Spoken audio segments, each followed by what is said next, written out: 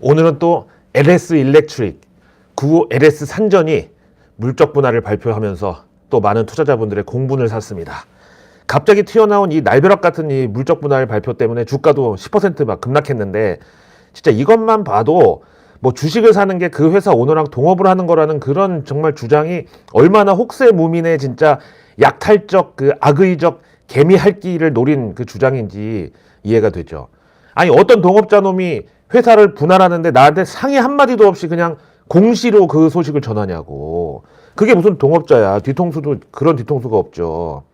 아무튼 괜히 주식시장에서 그 허쉬구쉬 종목을 건드리는 게 아니라는 그런 소리가 있는 게 아니고, 반면에 이제 CJ E&M 같은 경우는 물적 분할 가능성에 대해서 아직 이제 계획이 없다고 일축하면서 주주들의 화답을 받았습니다.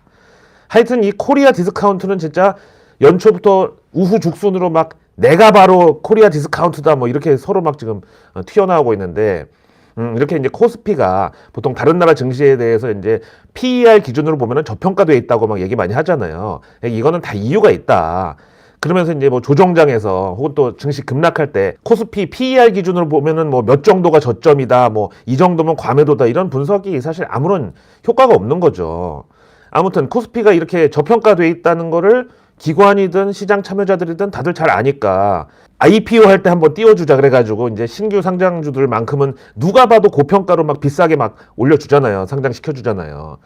흔히 여기서 하는 게 이제 회계적으로 작년 거 재탕 갖다 쓰거나 아니면 아직 발생하지도 않은 미래 실적 끌고 와가지고 부풀리거나 이런 건데, 아니 안 그러면 사람들이 창업을 안 하니까, 창업을 안 하면 상장도 안 할 거 아니야. 그래서 저런 식으로 자꾸 이제 대박의 어떤 케이스를 만들어주면서 그 피해를 고스란히 이제 개미들이 떠왔는데, 이 저런 동기부여가 왜 문제냐면은, 뭐 카지노에서 일단 어떤 사람 뭐 잭팟 터지면은 직원들 달려와가지고 막 박수 치고 막 음악 크게 틀고 막 빵빠레 막 불고 막 경품으로 막 자동차 막 이런 거 주면서 사진도 찍고 막 이런 것처럼 개미 꼬시기라는 거예요. 아무튼 그렇게 해서라도 어쨌든 상장을 일단 하면 이때부터 본격적으로 K 경영 스킬이 개입이 됩니다.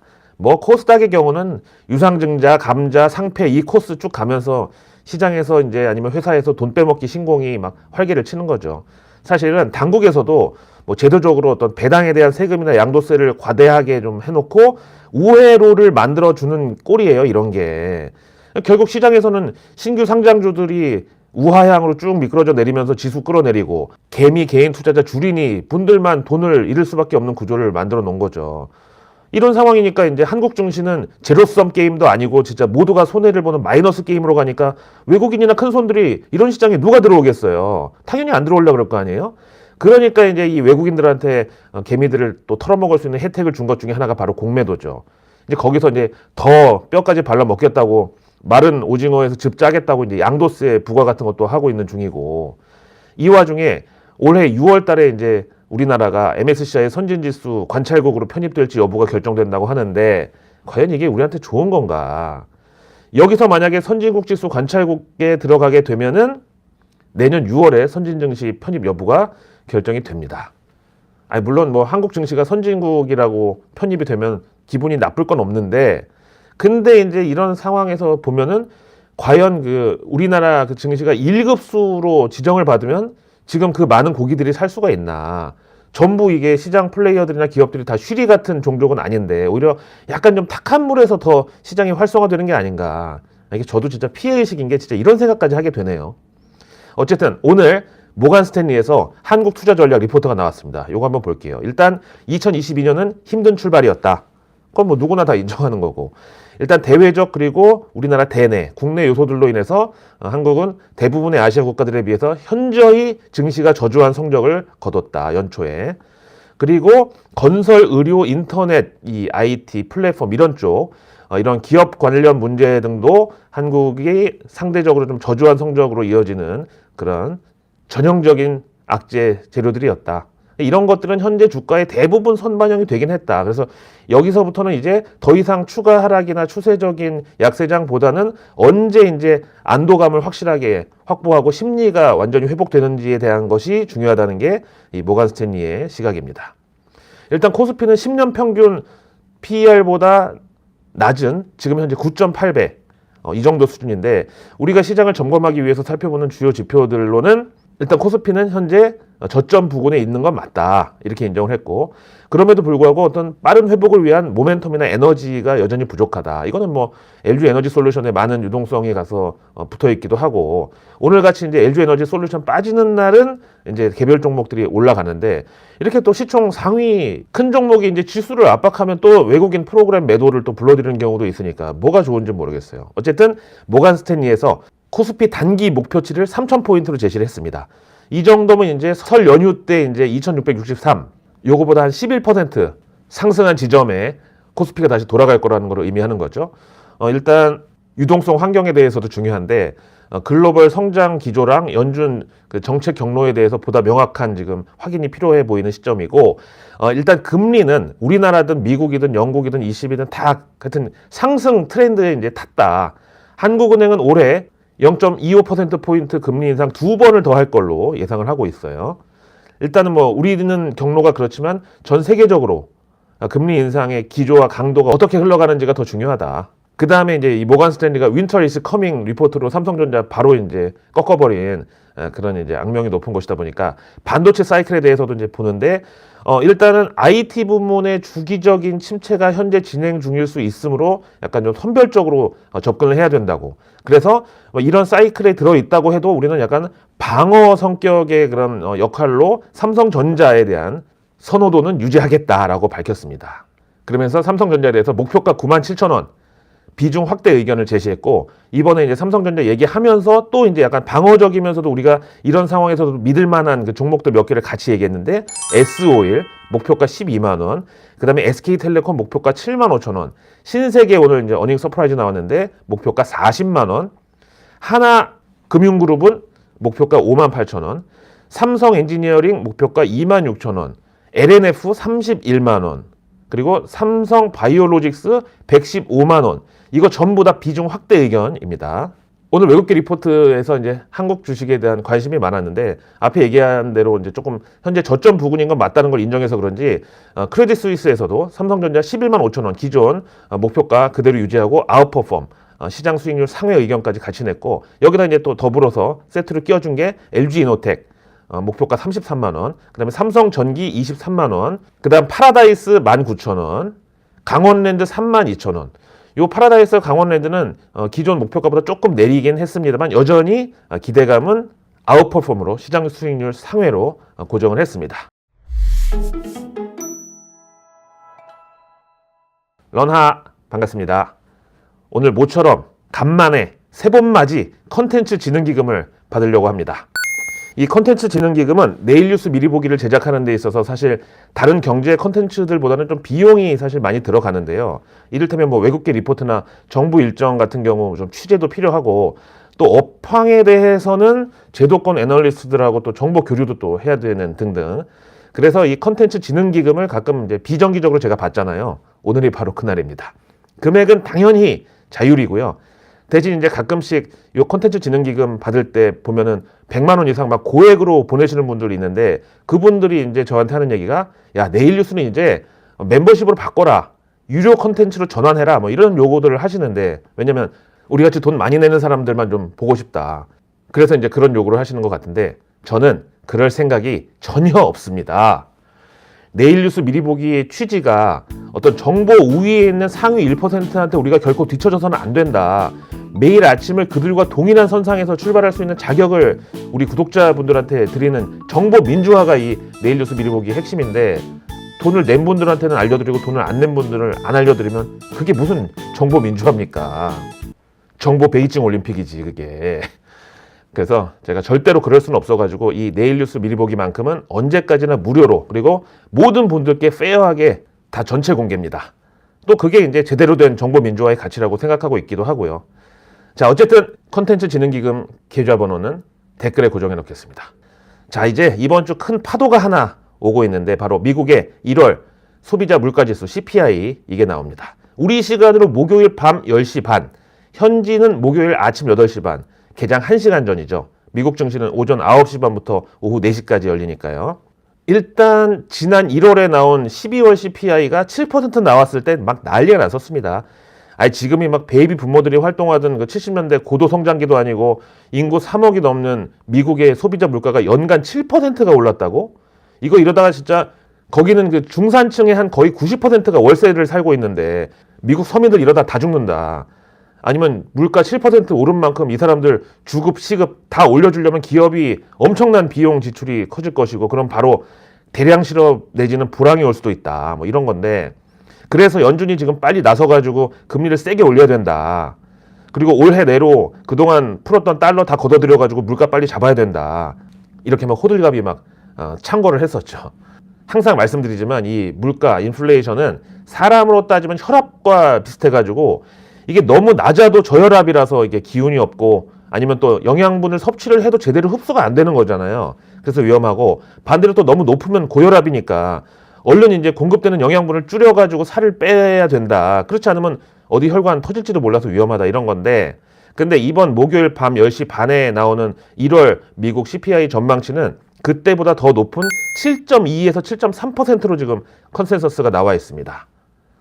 일단 미국의 소비자 물가는 유가의 영향을 많이 받는데 지금 이제 국제 유가가 고점에서 조금 꺾이는 분위기니까 이것도 이제 피크아웃이라고 할 수가 있나.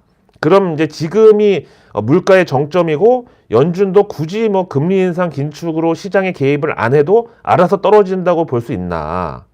일단 미국 내 경제학자들의 시각은 아직 장기 인플레 기대 심리가 완전히 고착화되지는 않았다고 보는데 원자재랑 식량 가격 상승세는 좀 더 이어질 가능성이 있고 아무래도 미국의 인플레이션은 2월에 정점을 통과할 것으로 지금으로서는 추측을 하고 있습니다. 그래서 이제 요즘 식음료, 식료품, 식품 관련주도 이런 데가 좋은 거잖아요.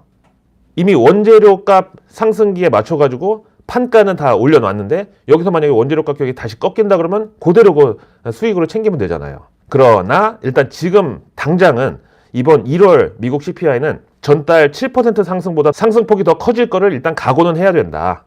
대신에 이거는 이제 작년 동기 대비고 월간으로는 지난 12월에 0.5% 상승이었는데 이거보다는 조금 압력이 낮아진 0.4% 정도를 예상한다고 합니다.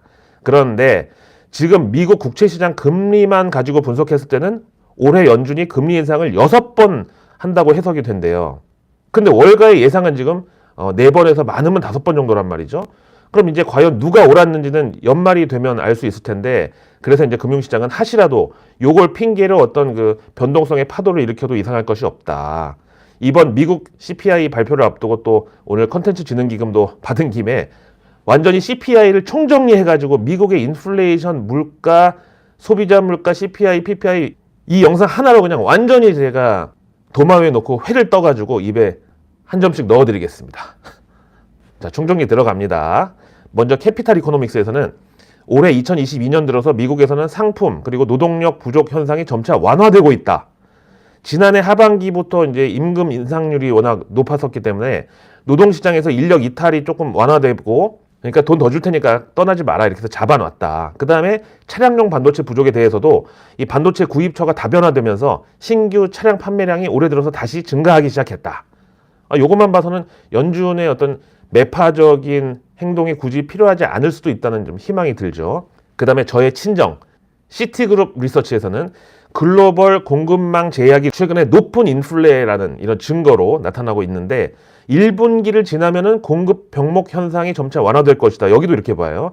그리고 봄철이 되면은 공장 가동률이 원래 하락을 하는데 이게 이제 유지 보수 기간에 돌입을 하기 때문에 그렇다. 그래서 계절적인 비수기로 접어들면서 에너지 가격 급등세도 완화될 것으로 본다.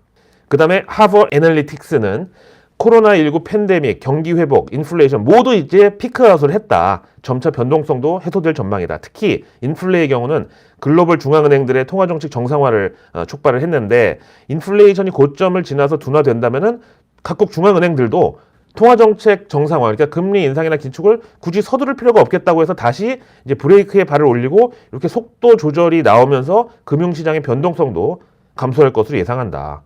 자동차가 속도가 줄면 이렇게 막 그 흔들리거나 쏠림도 적을 거잖아요. 자, 그 다음에 요즘에 금리 인상에 있어서 진짜 진심인 골드만삭스. 선진국 전반의 임금 그리고 물가 압력 확대는 성장 둔화 및 금융시장의 긴축이 이전에 예상했던 것보다 빠른 시점에 필요함을 암시해 왔다. 현재로서는 향후 1, 2년 내에 인플레이션이 중앙은행 목표치로 다시 회귀를 하고 성장이 점진적으로 둔화될 것으로 예상되는데 일단 당장은 연준이 그래서 나서서 물가를 잡아야 되는 이유기도 하다. 그래서 향후에도 미국 성장이 상당 기간 컨센서스를 상회한다면 경기 과열로 인해서 그 이후에 경착륙 위험이 증가하게 될 수밖에 없다. 그래서 연준은 올해 금리 인상을 5번은 해야 된다. 그래야 이제 이 정도는 기본이고 제대로 대응을 하는 거다. 각 기관마다 이제 좀 전망이 좀 혼재를 하고 있는데, 근데 중요한 게 그동안 이제 금리 인상이랑은 상당히 거리감이 좀 느껴졌던 ECB, 유럽중앙은행도 올해 10월에 빠르면 금리 인상을 단행할 가능성이 나오고 있고, 근데 지난 고용지표처럼 말이죠. 이번 이 CPI도 어떤 금리 인상을 자극하는 결과가 나온다고 해도 이 정도면 경기가 이제 제넷 일런이 맨날 얘기해왔던 경제 회복기에는 약간 고압 성장, 약간 고압 경제, 하이 프레셔 이코노미가 필요하다고 했잖아요. 그런 차원에서 이제는 경제 성장이 확실히 살아나는 증거가 되기 때문에 이 정도면 연준의 금리 인상을 앞당길 수는 있어도 경제 성장세를 꺾지는 못할 것이다라는 이런 긍정적인 반응이 형성되면은 금융시장이 크게 충격을 받지는 않을 것이다. 이게 약간 지난 고용지표 호조를 보고서 시장이 안도했던 어떤 학습 효과랄까요? 그 다음 요새 우리 증시가 이제 장중에 중국 증시 영향을 많이 받잖아요. IMF에서 발표하기를 중국 올해 GDP 성장률이 4.8%, 내년에는 이제 5.2%로 조금 반등할 것으로 전망하는데 2000년대 중국 GDP가 기본 한 8% 됐었으니까 상대적으로 저조해 보이긴 합니다만 이제 그럼에도 순기능이 뭐냐면 세계의 공장이라고 불리는 어떻게 보면 글로벌 인플레이션의 발원지가 중국이란 말이죠. 근데 중국에서 이런 성장 둔화가 나타나면 글로벌 인플레이션 압력을 좀 완화시키는 역할이 기대된다라고 하면 이것도 반드시 악재는 아닐 수도 있죠. 그래서 내일 뉴스는 내일 보면 너무 늦는다. 내일은 2월 10일 목요일입니다. 내일 밤에 이제 CPI 나온다고 제가 앞에서 총정리해드린 거고요. 전 세계 지금 코로나 확진자 수가 4억 명. 와, 전 세계 인구가 70억인데 4억 명이면은 그러니까 온 전체 지구를 통틀어서 20명 중에 1명은 무조건 코로나에 걸렸었거나 현재 걸려있는 상태인데, 근데 그 와중에 미국에서는 캘리포니아주를 비롯해가지고 실내 마스크 의무화도 해제하는 추세입니다. 그리고 미국 여론조사 결과 가장 큰 비율인 49%가 어떤 응답을 했냐면 코로나 바이러스와 함께 살아가는 방법을 빨리 습득해가지고 어쨌든 일상으로 복귀를 해야 된다. 이렇게 응답이 나왔어요. 그리고 정말 코로나에 있어서만큼은 아시아 국가 중에 가장 어떻게 보면 중국보다 더 엄격했던 싱가포르도 최근 코로나 변이 이 오미크론 확진자가 급증은 하고 있는데 심각한 케이스가 적기 때문에 이제는 오미크론과 공존이 가능할 것 같다, 이런 지금 발언도 나왔습니다. 그래서 당분간은 리오프닝이 어떤 실마리를 찾는지 이제 그런 관점에서 내일 뉴스를 보는 게 도움이 될 것 같습니다. 자, 내일은 대기업하고 중소기업 양측 간의 ESG 협력 네트워크 포럼 출범식이 있습니다. 잘 아시다시피 ESG는 환경, 사회적 책임, 그리고 지배구조인데 대한민국 대기업들이 ESG를 말할 자격이 있습니까? 이 환경은 어떨지 모르겠는데 SG, 사회적 책임이랑 지배구조가 지금 그 모양인데 중소기업에서 괜히 이거 배우지는 않을까 걱정이고. 자, 그리고 내일 한미 양국 간 반도체 분야 투자 확대에 위해 협력이라는 정부 발표가 예정되어 있습니다. 삼성전자부터 반도체 장비주들까지 다 주인공이죠. 자, 그리고 내일 한미 글로벌 백신 파트너십 전문가 그룹 4차 회의가 개최됩니다. 이제 정말 셀트리온 치료제는 언제 도대체 FDA 미국 승인 나는 건지, 이제는 진짜 거의 종교 관점으로 막 기복신앙이라도 의지하고 싶은 정도로 지금 많이 지쳐가고 있습니다. 자, 내일 섬유 패션 디지털 전환 전략 발표가 있습니다. 자, 섬유 패션이 아시다시피 이게 언택트가 힘들잖아요. 옷도 항상 입어봐야 되고 점원이랑 이렇게 대면해야 되고 이런데 섬유 패션의 디지털 전환이라고 하면 당연히 메타버스, 그 다음에 3D, 가상현실, 증강현실, 체험현실, 이게 주인공이죠. 요거 뉴스플로우 타기 좋죠. 이젠 섬유 산업도 디지털이다, 메타버스가 나선다 해가지고 뉴스에 쭉 뜨면은 사람들 관심 많이 갖겠죠. 자, 내일 산업부는 부유식 해상풍력 관련 현장 방문 및 제3차 해상풍력 TF 회의를 엽니다. 저번에 그 부유식, 그러니까 이제 바다에 뜨게끔 태양광 그 집전판 설치했는데 거기 막 갈매기들이 똥 싸가지고 막 엄청난 그 충격적인 사진이 제 뇌리에 박혀 있는데, 부유식 해상풍력은 좀 기대해봐도 될까요? 내일 과기부는 국가 필수 전략기술 연구 현장 방문 행사가 있습니다. 대한민국의 10대 국가 필수 전략 기술은 인공지능, 그리고 5G, 6G, 첨단 바이오, 반도체 디스플레이, 2차 전지, 수소, 첨단 로봇 제조, 양자, 우주항공, 사이버 보안 이렇게 됩니다.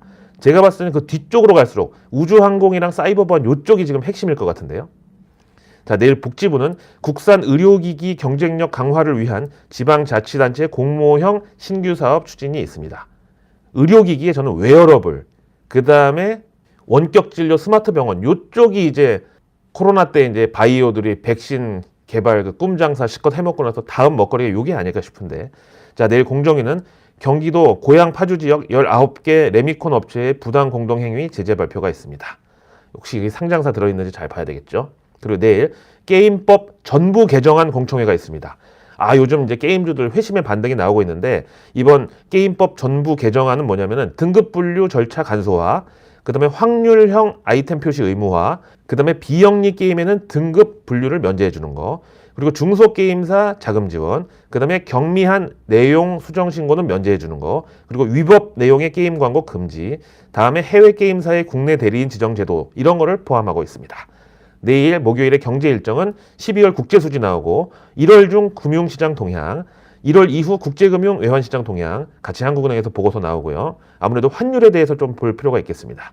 그리고 2021년 4분기 연간 시도 서비스업 생산 및 소매 판매 동향이 나옵니다. 다음 KDI 한국개발원에서 북한 경제 리뷰가 나오는데, 지금 이번 정권에서 어떻게든지 대북 관련된 성과가 나와야 되는데 시간 얼마 안 남았어요. 자, 그리고 석유 수출국 기구 오페크의 월간 원유 시장 보고서가 또 내일 공개됩니다.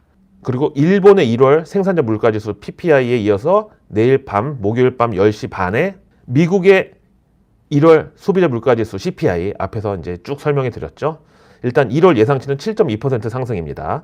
그리고 미국의 실질소득, 주간 실업수당 청구 건수랑 천연가스 재고 곡물 수출까지 주간 단위로 내일 공개됩니다. 그리고 연준에서 외국 중앙은행들의 미 국채 보유량을 공개합니다. 그리고 인도네시아 중앙은행 기준금리 결정이 또 내일 있습니다. 증시 일정으로는 내일 목요일이 우리 옵션 만기일이죠. 그 다음에 한국 제10호 스펙 공모 청약이 있습니다. 이틀에 걸쳐서. 다음 카카오 모빌리티 넥스트 모빌리티 2022 내일 개최됩니다. LG하고 삼성전자, GS 리테일 같은 국내 대기업들하고 우아한 형제들 있죠. 배달의 민족 모회사, 그 다음에 번개장터 이런 국내 대표 플랫폼 기업들하고 스타트업이 대거 참여를 합니다. 또한 미국의 자율주행 분야 기업 오로라하고 독일의 UAM 도심항공교통 전문 기업으로 지난해 국내 비행 시연 성공했던 볼로콥터, 여기도 동반 참석해가지고 급변하는 모빌리티 패러다임을 소개할 예정입니다. 제가 계속 창투사, 무슨 인베스트, 무슨 투자 이쪽 보시라고 말씀드려왔죠. 자, 그리고 내일 목요일 오늘 카카오 청년희망 온 행사 일자리 창출하겠다고 대대적으로 발표했었죠. 이거 이제 어제 내일 뉴스에서 미리 얘기했잖아. 내일은 신한금융희망재단하고 고용부가 함께 청년 응원 협약식 및 청년 고용 응원 멤버십 인증에 나섭니다. 결국은 이제 이것도 다 청년 실업을 해결하기 위해서 스타트업 쪽으로 이제 유도를 한다. 거기 투자하는 데 있어서 어떤 투자의 도매상 역할을 하는 창투, 인베스트, 무슨 투자. 그래서 이제 이거죠. 그래서 이제 이쪽을 중기 관점에서 저는 좋게 본다 이거죠. 내일 또 실적 발표 기업들이 대거 몰려 있습니다. 크래프톤, 아프리카 TV, CJ ENM, 스튜디오 드래곤, KTNG, 한국금융지주, 하나금융지주, BNK 금융지주, 현대해상, 금호석유, 코리안리, DGB 금융지주, BGF 리테일, CS 윈드, 서울반도체, 케어젠, 한원시스템, 휴젤, 여기까지 국내 기업이고, 미국에서는 트위터, 아스트라제네카, 익스피리아, 코카콜라, 펩시코, 무디스, 켈러웨이, 이런 서학 개미분들이 좋아하는 종목들의 실적 발표가 대거 몰려 있습니다. 자, 저는 내일에 또 내일 뉴스를 들고 찾아뵙겠습니다. 컨텐츠 진흥기금 고맙습니다.